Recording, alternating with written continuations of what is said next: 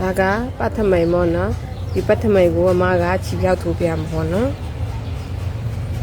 ချုပ်တော်ပြီးသားလာတာပါ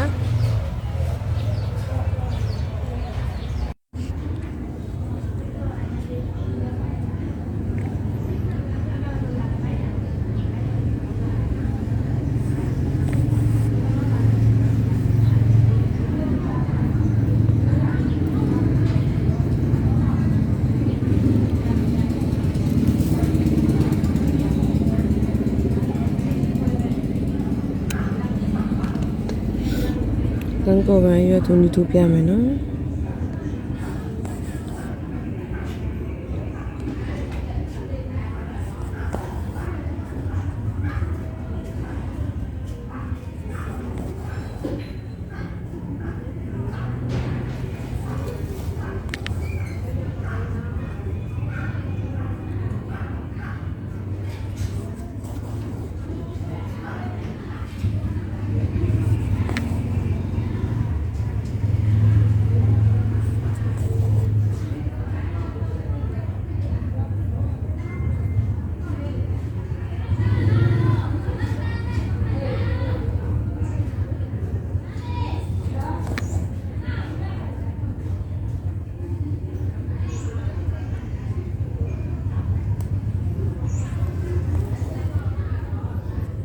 ချီကုန်တော့မဆိုရင်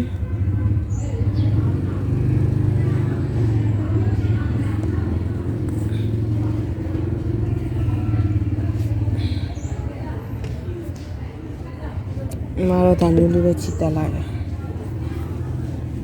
သူ့ကိုချီဖြောက်ထူရတော့မို့လို့လက်ချင်မှာဘာမှမမြင်အောင်နော်ချီဖြောက်ထူတာပါလေဒါလေးကချီကုံသွားတော့ဗောနော်ချီပြန်တက်တော့ပြီးပြန်ပြပြင်ဗောနော်ဒါကိုမကတကြောပဲချီလိုက်ရနော်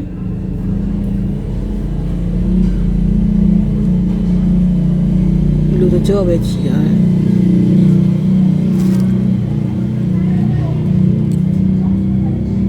တယ်ဟိုဒီနားလောက်ဖြတ်လိုက်တော့နော်ပြီးလို့ရှိရင်သူကတိရွက်ထူတဲ့တော့ဖြစ်တယ်မို့လို့တစ်ကလေးအုပ်ချီကို3မိနစ်ဘူးပြီးတော့ထိုးထားတာပေါ့နော်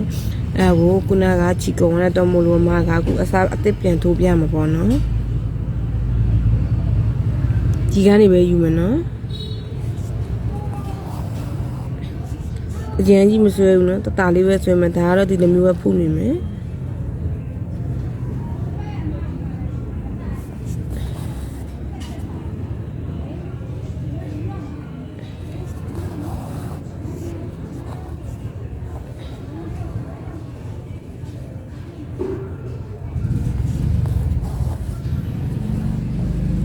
ဒီတာကအမကချီဖြောက်ထိုးရပေးတယ်ပေါ့နော်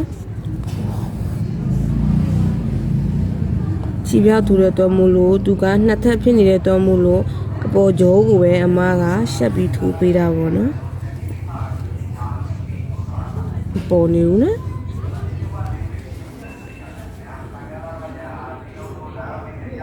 ဒါကကံကိုတည်ရထိုးနီးလေးပါ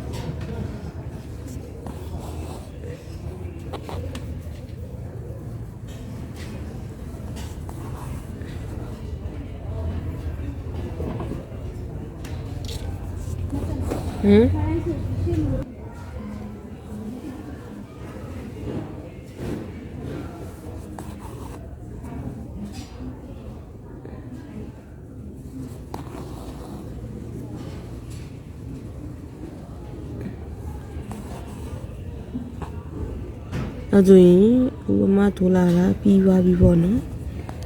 ပြီးဆိုရင်ချီကိုဘယ်လိုတတ်မလဲဆိုတာသိချင်နေကြမှာပဲ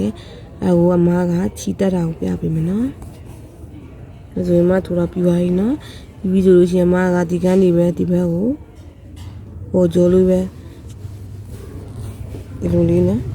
ဒီဆိုင်လိုက်တယ်ပြီးလို့ရှိရင်ထဲကန်းနေဒီထဲကန်းနေမှာကိုအဆင်ပြေတဲ့ဘက်ကျန်ကိုတော့အကထွက်လို့ရတယ်နော်အမလည်းအမအဆင်ပြေတဲ့ကျန်မအထွက်ပြီးတော့